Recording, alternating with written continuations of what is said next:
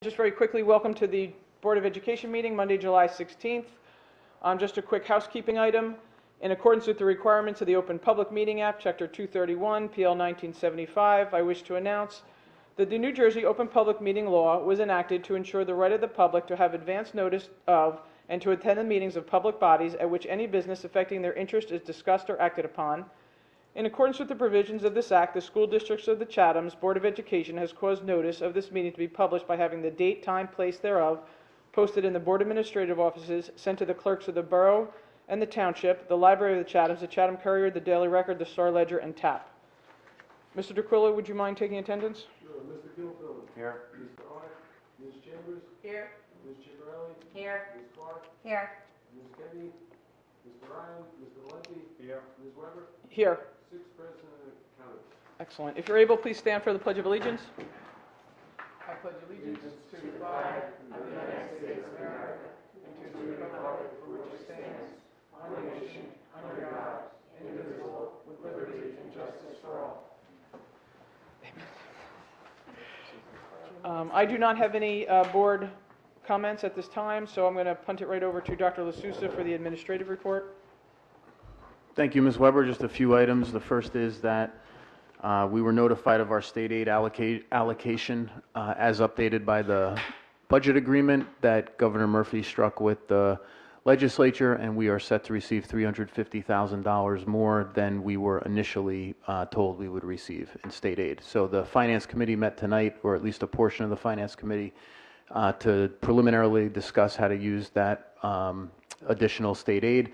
We haven't made any firm decisions or are not ready to recommend anything formally to the board, but we'll continue to discuss that as we move through the summer and probably make some decisions about it more formally by August or September. So for now, we just have the notification, but we have not received any of that aid yet. Important to recognize that the amount of aid parallels what has been publicized in relation to Senator Sweeney's bill that is otherwise known as S2, but that bill has not been signed yet by the governor. So if the bill is signed by the governor, what would happen most likely for us is that our state aid would move from 58% of full funding, which is where it stands right now with the 350 added. 58%, it would keep climbing every year for the next 6 years. At best getting to 100%, but if not 100%, still going up above 58% every year in increments. And 100% puts us back to 2010? No, it puts us well above 2010. Okay. Because in 2010, when they first implemented this formula, they capped how much aid a district could receive. Okay. So we were capped at probably right around $3 million. In 2010 or before 2010, 2009, 2008.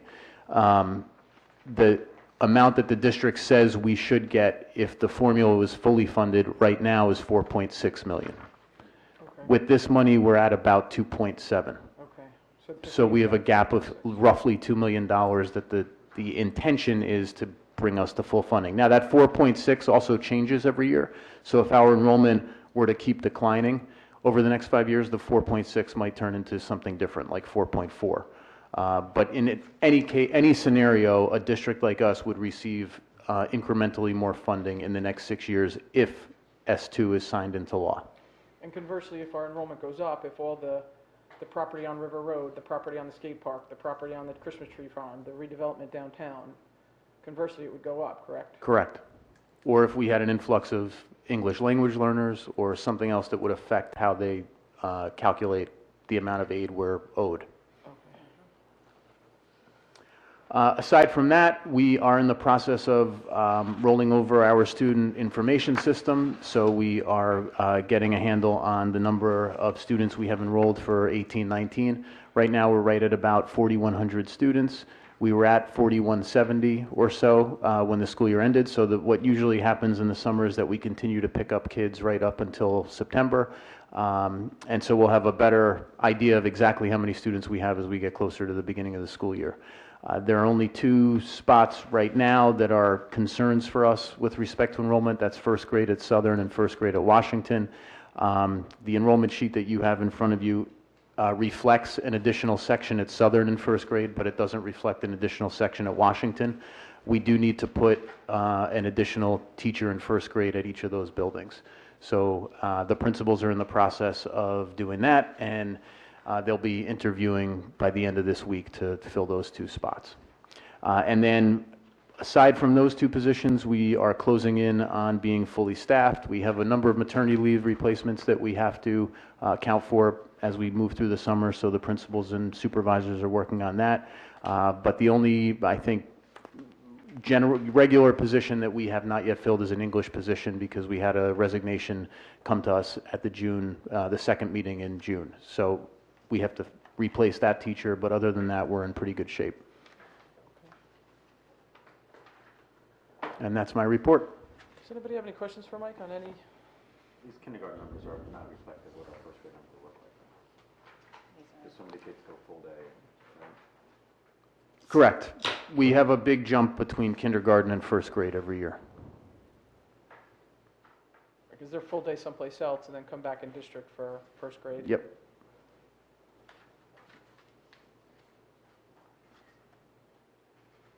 Any additional questions?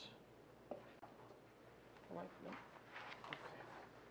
Thank you, Dr. Sousa. Peter, would you mind? You're welcome. Sure, not at all. Construction. Milton Avenue, well, actually, construction update. Milton Avenue, the contractor is just about all done. There's a little bit of interior work and exterior work to be finished. Within 2 weeks, the rooms will be cleaned and the architect will do the punch list. The one pending item we have is that during the inspection, it was discovered that unbeknownst to the contractor, the subcontractor installed subpar windows. So we're debating, and the contractor is willing to make good on it, so we're debating to find out whether the windows need to be fully replaced or they're double hung windows, whether the sashes only need to be replaced. So we're working at that, and we'll come up with the best alternative plan. And whenever that has to be done, it'll be done at second shift, so it will not disturb once we start using the rooms in September. And who makes that determination? The architect? The architect will advise, because the issue is the substandard windows, the glass is thinner, and we want a certain thickness of the glass. So they're not sure that they can remake the sash and still have it fit in the existing track. So that'll be some of the track, and we'll decide what if we do that, what the monetary credit is, whether it's worth ripping apart the whole window frame and putting them back in. Okay. But the contractor was quite embarrassed that the subcontractor tried to pull faster. So he was not very happy. But other than that, I can't say enough good things about the contractor. Yeah, okay. I mean, why wouldn't we just insist on the higher quality, or you're saying there's a credit back? Well, in my opinion, if we're going to take a lesser quality window, I want to know what the dollar amount is and what the architect's evaluation, when he compares the analysis of, the original spec window versus the window we have, with the window we would get. I want to see if it's, Were the original windows selected for safety reasons?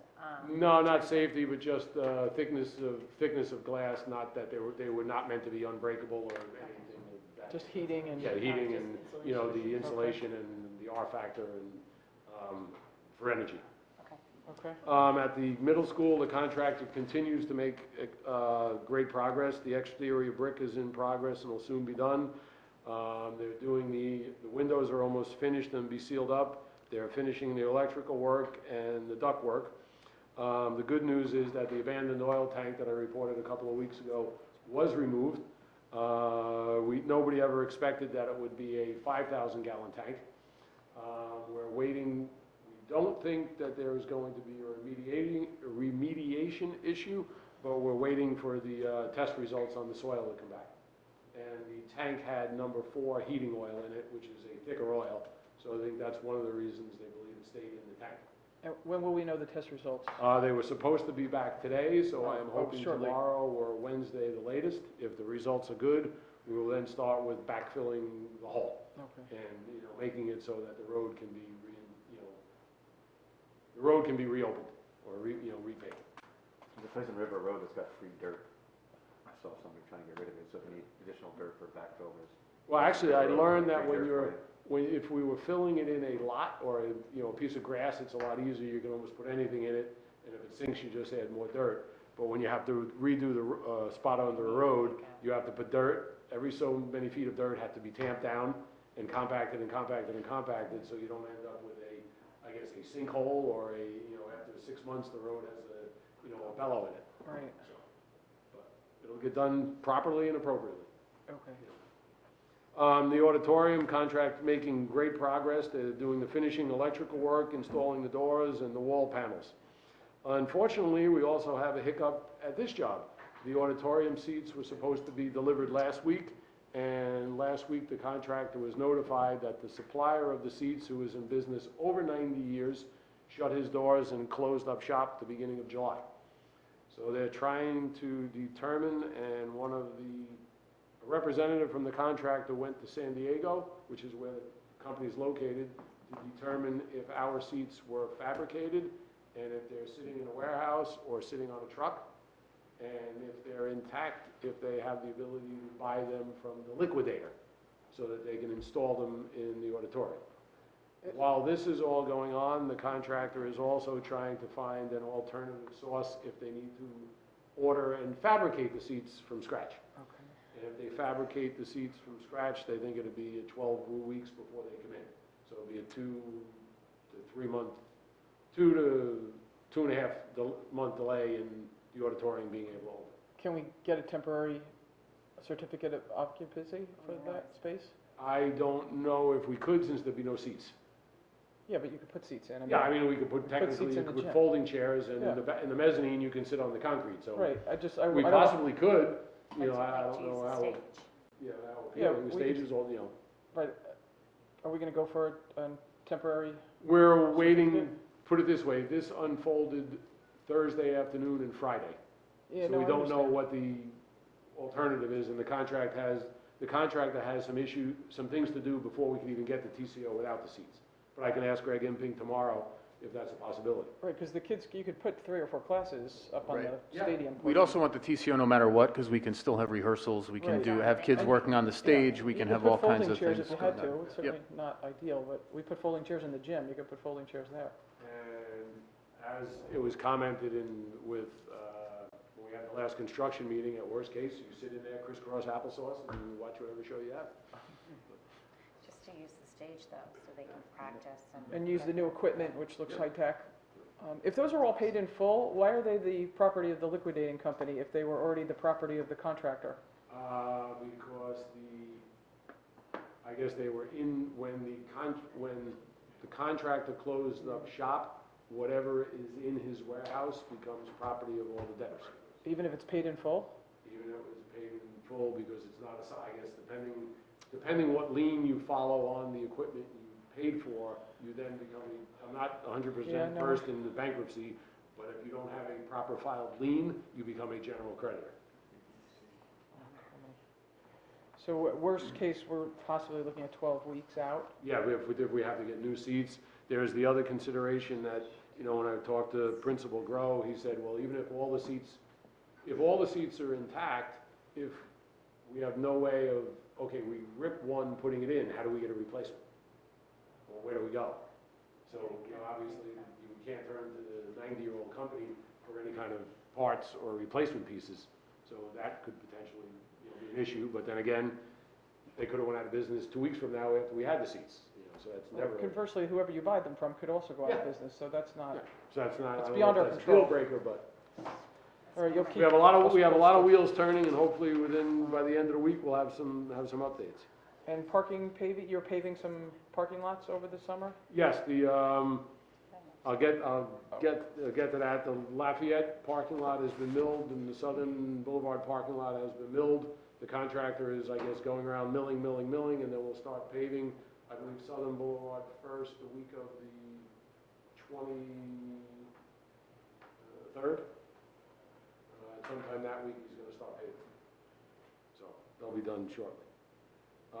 Unfortunately, on the central office, the installation of the roof has been delayed due to the top layer of membrane, but the contractor is set to start on the installation, and the first layer of membrane, which will make the building 70 or 80% watertight, so then they can do the windows and the brickwork. So we're keep pushing and, I guess, pushing that contractor and battling with them. Right now, the anticipated completion is November 1st. And we keep pushing to get him to move faster and faster. And does the architect still have somebody on site daily? Yes, the architect has somebody on site who keeps hounding him about submittals, and you're not doing this right, and you're not doing that right. Okay. And I don't think the contractor's happy about being told how he's not doing his job, but we keep telling him every meeting. Okay. It's kind of like we gang up on him. We talked about the parking lots, and the Lafayette Kitchen is progressing. When the abatement was done, so the contractor's working at piecing that together. And the Southern Boulevard restrooms, the contractor is making progress. And that's all we've got going on, if that isn't enough. No, that's a lot. The front of the auditorium looks fantastic. The new fencing and the new sidewalk. sidewalk looks It great. makes a huge difference. If only there were seats inside. Does anybody have any questions for Peter on all of those It's a lot of work. construction projects? I do have one quick question. Are we, just because it came up at the last meeting, are we okay with the materials we're using to repave all those parking lots? Is that going to be okay? We've never had an issue before with any of the macadam, and we learned the lesson. We will, well, as long as I'm here, we will never recoat or reseal any kind of pavement, never. Any additional questions for Peter or any construction item? Nope. Moving to personnel. Ms. Clark, can you stand in for Ms. Kenny? And I don't know if you met or No, not. personnel has not met since our last meeting, and our next meeting is not until, I don't even think we have a date, right? No. Ann, over to you for curriculum. We have not met either, and I don't know when we're meeting. We don't have a date Nothing set. on the calendar? No, nothing on the calendar. So probably August at Probably, earliest. yes. Well, thank God Matt's working. Matt for finance and facilities.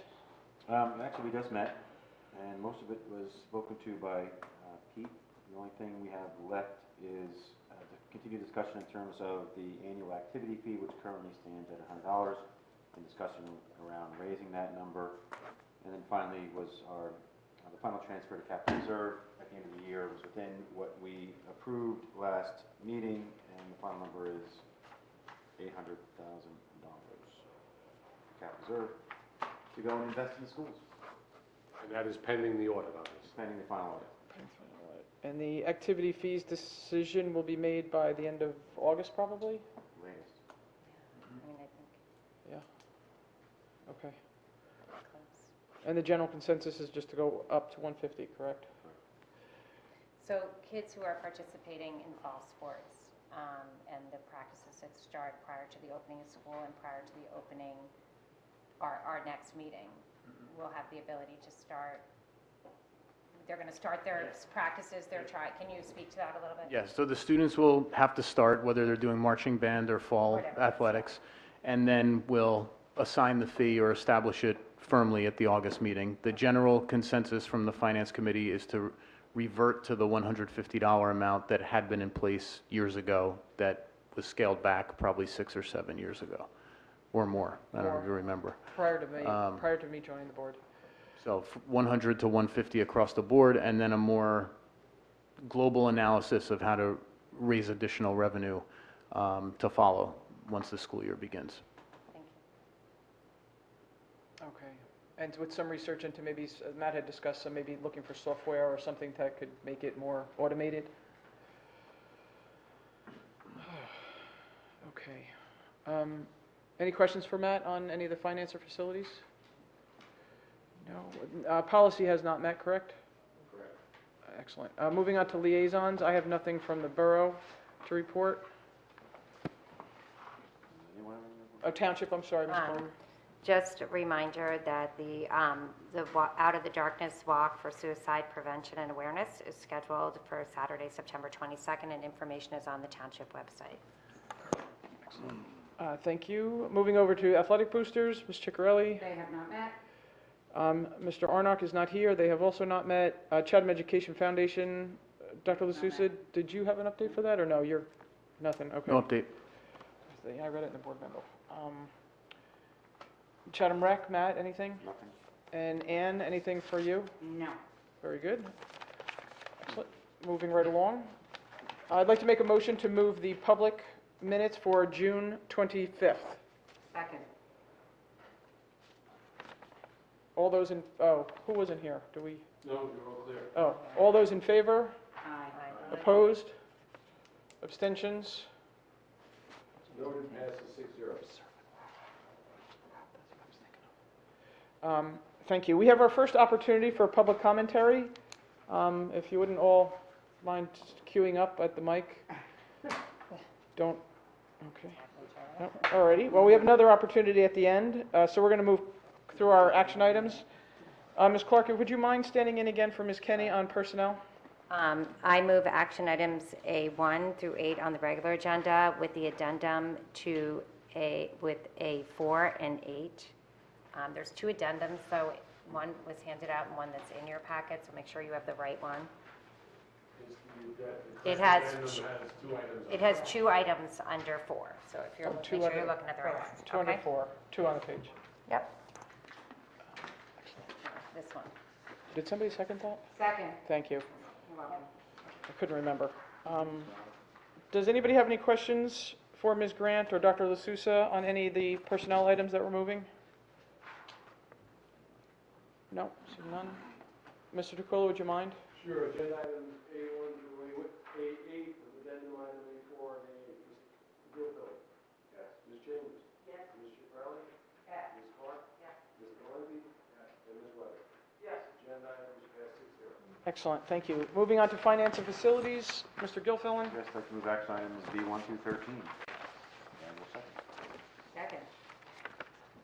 Just one acceptance donation, we'd like to make sure we recognize the Performing Arts Booster donation in the amount of $9,637 for the following, just actually individual things for teachers in terms of what they are looking for. Some shelvings for prop rooms, some 36-degree source 4 packs, Logitech speakers, just a number of different things. But again, thank you very much for the art boosters and everything you've done for the school this year.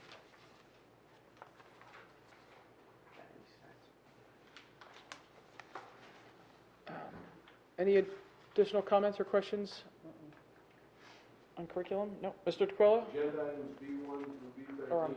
finance? Mr. Gilfillan? Yes. Ms. Chambers? Yes. Ms. Chiarelli? Yes. Ms. Clark? Yes. Mr. Valenti? Yes. And Ms. Weber? Yes. Agenda items pass 6-0. Excellent. Moving over to curriculum, Ms. Ciccarelli? Yes, I'd like to move agenda items C1 to C13. Second. Big list today. That is a lot. I'm happy there's no HIB incidents over the summer month. Correct. No, didn't think about that. Clean sheet otherwise. I know. Last year it was a disaster. And these are all just the standard framework reevaluations that are listed? Okay, fantastic. Any other additional questions for curriculum? Peter? Just want to make sure nobody asks one for Ms. Harrison. Karen, did you have anything you want to add to the curriculum report? You're fine? Agenda items C1 to C13, Mr. Gilfillan? Yes, yes. Ms. Chambers? Yes. Ms. Chiarelli? Yes. Ms. Clark? Yes. Mr. Valenti? Yes. And Ms. Weber? Yes. Agenda items pass 6-0.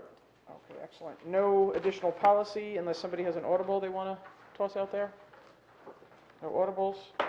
We have an opportunity for board business. Any old business, new business, anything on anybody's mind? No? Everybody good? Yep. Okay, we have our second opportunity for public commentary.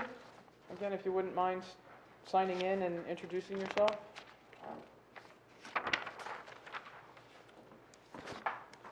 I'll make this quick since I'm sure everybody wants to get home.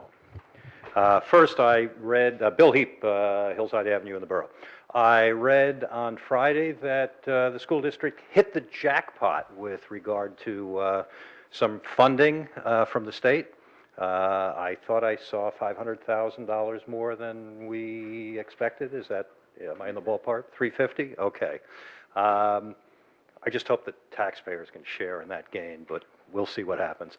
Second thing is I'm taking my own little personal survey with regard to the Class 3 officers. And Over the past couple of weeks, I have been at a high school graduation party, a backyard barbecue, a 4th of July party. I've been at the 4th of July parade, which lines up in front of my house, at the checkout line in Kings, Fish and Game, Charlie's Aunt, and I'm taking a poll, and I think it's important just to note, I'm not going to tell you everything about the poll right now, but I can tell you one thing. Most people that I ask the question of don't have a clue that this item is under discussion. So I think it's important somehow that we make people aware of this. That's my sense anyway, that when I ask them about it, they look at me with a puzzled look on their face. So I think it's important that we make sure that everybody is aware, especially if you're representing your constituents. You want to talk to them and see what they feel about it. And that's it. Thank you. Thank you. So we're going to close public commentary since there's not a rush of people in the room. And I just wanted to bring up again, I should have done this during board business, I apologize.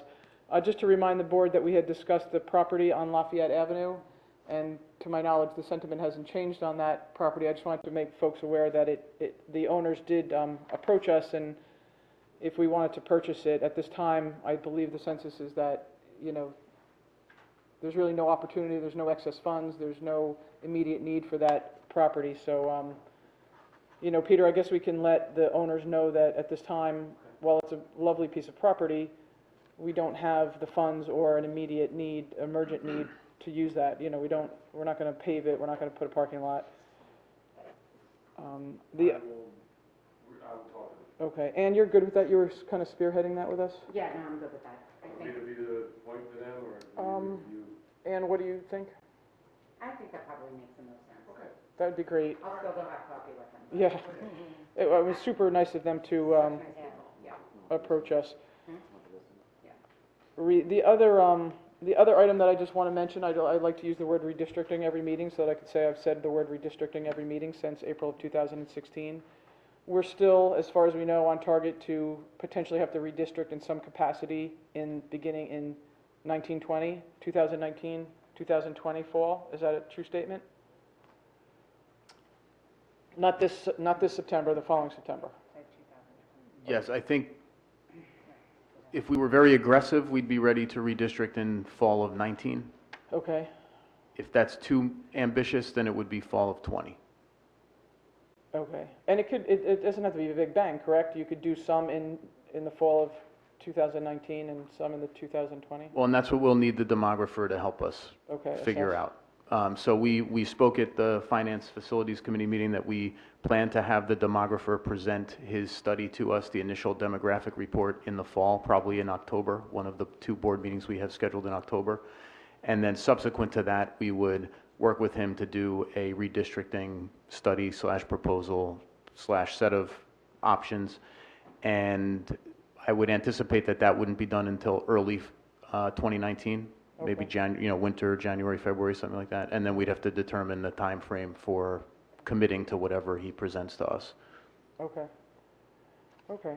But, I mean, for the last, better part of a year, and certainly since, I'm just pointing to Mary because she mentioned the date, certainly since February, we've been talking about bolstering school security across the board, not just isolated to Class 3 officers, but physical infrastructure, procedural, partnering with local law enforcement, and we've been talking about redistricting. So the fact that folks don't know about it, I mean, we can shout it from the rooftops, we can ask the press, but we talk about this literally every meeting for the better part of a year.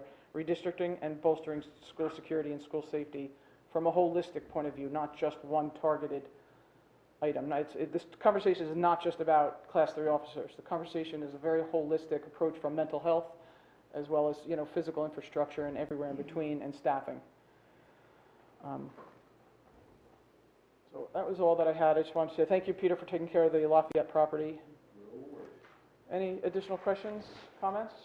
We do not have an executive session, correct? Correct. I make a motion to close the public session. Any objections? None? Record. No. Done. Nice work, Joe. Yes. Yeah, but we started at 7:35. So we made it 29 minutes. Okay. enjoy.